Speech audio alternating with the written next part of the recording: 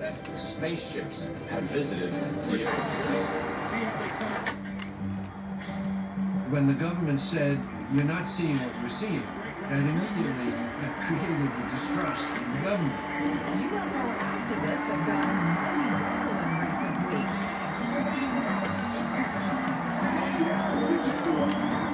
Because of that mistrust, people develop all kinds of conspiracy theories. Many conspiracy theories start with a kernel of truth. So you had a lot of focus, for instance, on Area 51, a secret facility in the Nevada desert. The base has been cloaked in secrecy for decades. Area 51 is the place where some of our most advanced legendary aircraft were developed in secret for the CIA and for the Air Force. But the excessive secrecy launched an entire mythology that they have crashed spaceships that are being reverse engineered at Area 51. Area 51, where the military has conducted For the past 50 years, classified experiments involving extraterrestrial technology. What can you say goes on at this test facility? Don't know. Part of the mythology is that there's an alien craft stored there, and this stems from a crash of something in Roswell, New Mexico in the 1940s. For people who are deep into the UFO experience, they believe that whatever was discovered at Roswell was taken at some point at Area 51. If there are, in fact, any extraterrestrial type equipment or anything that's been recovered, it's most likely out here somewhere. Oh, I've been to Area 51 on more than one occasion, and it was just really interesting. Some of the stuff, they had a Soviet helicopter, but my personal feeling and all the knowledge I have, I think anyone that talks about bringing in wreckages from outer space, and I just don't think that exists. But the American people want information. And one way we always get in trouble with governments trying to hide stuff, trying to be non-transparent. Harry Reid played such a critical role to the progress that was made on the UFO issue. He instigated a program at the Department of Defense to investigate UFOs and became very outspoken about the need for an official disclosure and transparency. and my control of my stuff. Yeah, she's backing up. The American people are entitled to know what the hell's going on. The New York Times detailing our nation's secretive search for signs of intelligent life. The Advanced Aerospace Threat Identification Program reportedly dates back to 2007, and one of its patron saints is said to be former Senator Harry Reid. The military is spending millions of dollars to look into UFO sightings, and videos from American fighter pilots all being made public. The New York Times article that came out in 2017 started this journey for us as a country. It revealed several things. First of all, the fact that the U.S. government was still looking at UFOs, and that there was enough information there to convince a lot of people that it was real. When you learn about a program on UFOs, and then we see the videos were released, and well, this is fantastic. What we've now had to come to grips with is that we have not learned hardly anything about the specifics of what they did in this secret project. It says that there is footage and records of objects in the skies, these unidentified aerial phenomena. And he says we don't know exactly what they are. What do you think that it is? I would ask him again. Thank you. You can only imagine what they had and what they've learned in this secret program that they're not revealing to us. When are we going to have access to that? If you hide the information rather than revealing it to everyone, then it becomes much easier for it to be seen as conspiratorial. So being able to shed light on all of this and make it available for objective study can eliminate the conspiracy aspect of any of this. With the information we have right now, there's no reason, in my opinion, why they shouldn't do some public hearings on this. It's a perfect time to do it. Harry Reid remained involved with this right up until the time that he died. Thankfully, there was another person in government who came along to carry on his legacy and pick up the torch. My name's Kirsten Gillibrand. I'm a senator from New York, and I sit on the Senate Armed Services Committee and the Senate Select Committee on Intelligence. On the Armed Services Committee, over the last decade, we've had very minimal reporting on UAPs, unidentified aerial phenomena. And I was talking to some staff, and they said, well, if you were interested in this topic, you should really talk to Harry Reid. So I called him, and I said, Harry, I'm really interested in this issue of UAPs. Can you give me some advice on it? And he said, well, it's really important, and you should definitely work on it. The more I sort of pushed on this issue, the more I realized that our armed forces were able to capture video footage of unidentified aerial phenomena, but over time have decided it's best to say nothing if you see something that you can't identify, because you may well be seen as someone who is crazy and that it will harm your career. We just need to know the facts, and that is certainly our responsibility as members of Congress to demand those facts. We spend a lot of time, a lot of resources ensuring that our aircraft operate safely, and to think that we would ignore a potential safety issue because of a little skepticism around a three-letter acronym, it just doesn't make sense.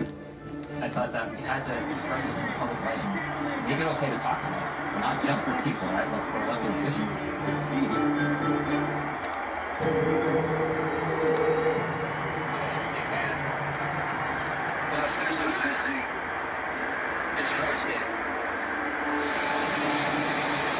Pilots know what they're seeing. They're not crazy. They are seeing something which is there, and there are documents, photographs, images that prove that there was something we did not understand. As a number of these pilots came forward, interest in Washington seemed to increase in this topic. And those pilots actually briefed members of Congress about what they had seen. I did have the opportunity to go to the Pentagon personally to tell my story in a classified environment. Other pilots went there to discuss this as well. I'm Alex Dietrich. I'm a retired naval officer. I served 20 years in the U.S. Navy. My name is David Frager. I'm a retired Navy commander, Super Hornet pilot. I flew for 18 years for the United States Navy. Dave Fravor and I were asked by the Pentagon if we would agree to go into closed session. We spoke to some individuals at Congress, giving us a chance to talk about the incident. We were flying a training exercise in Southern California off the coast. Commander David Fravor in the lead aircraft, he was the commanding officer of the squadron.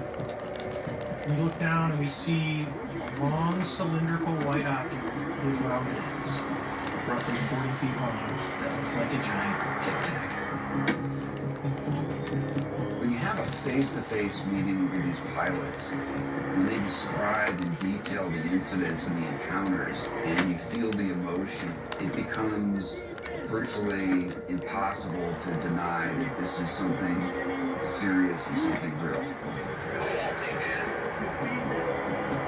In one of the meetings with the highest group of officials, it was supposed to be 30 minutes. It was an hour and a half. They literally did not want to leave. And a couple of them were thrown. Could not stop asking questions. Essentially, the you received on the is that a concern for pilots? The contents of the briefing was a classified briefing. The military and others are taking this issue seriously, which within previous generations may not have been the case. Some of my colleagues are very interested in this topic and some kind of, giggle. But I don't think we can allow the stigma to keep us from having an answer to a very fundamental question. Clearly something's going on. This American public wants to know, and frankly, we deserve to know. Congress wanted to get to the bottom of this, get everything on the table that was known about it. Ultimately, Congress did something unprecedented. For many years, government investigations into these close encounters were shrouded in secrecy. Now the curtain may be lifted. They asked the intelligence community to provide them a report about what they know about UFOs. In June, the Pentagon will issue a report to Congress The release next month of a highly anticipated military report. For this report from the Director of National Intelligence, we didn't know how responsive the services would be, the Air Force in particular. But I still knock them out. To see what they would come up with. The U.S. intelligence community has finally released its highly anticipated UFO report. The Pentagon is taking it seriously, saying it's possible this is a national security issue and a danger to flight. In this report, it states specifically that there were 144 incidents that this report reviewed. Now, the study released on Friday found only one of Got those him. can be Got explained as him. one.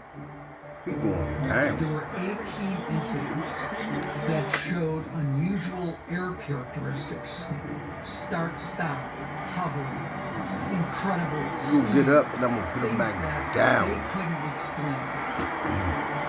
The report established It's that over. UFOs are a real physical phenomenon. It also Deposit stated that money in the bank, bad shot. and there was no evidence that they were Love. either Russian or Chinese. Love. So we know that. What we don't know is what caused this phenomenon.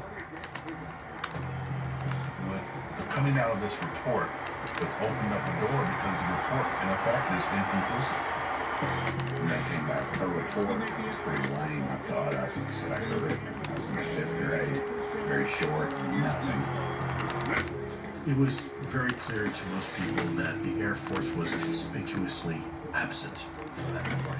And I think some of that goes back to when the Air Force was tasked originally in Project Blue Book to look at this topic of UFOs. Their civilian astronomer, Dr. Alan Hynek, became increasingly dissatisfied as a scientist because they weren't approaching it the scientific way. We've always honored accredited media when they want to investigate a given specific site. There's nothing to hide. There's nothing to hide at all. So this just continues the fine, long tradition of the Air Force neglecting the UFO problem. The Air Force, of course, has the most sensors, the most capability and responsibility for monitoring air and space. That's the primary source you would turn to for information, and they were not forthcoming. What I fear is that government will feel they were asked to do a report, they did a minimally acceptable report, and now they can go back and forget about it. I fear that.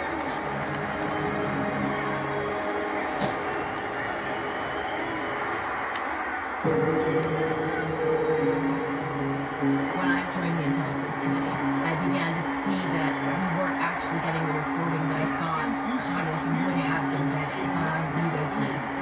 That gave me very serious concern that we're not given the information we need to do our I want my jobs. rematch. It's like trying to put a puzzle together when the pieces are in different rooms all over different buildings. Dr. Hynek told me very wisely that there is no such thing as a U.S. government.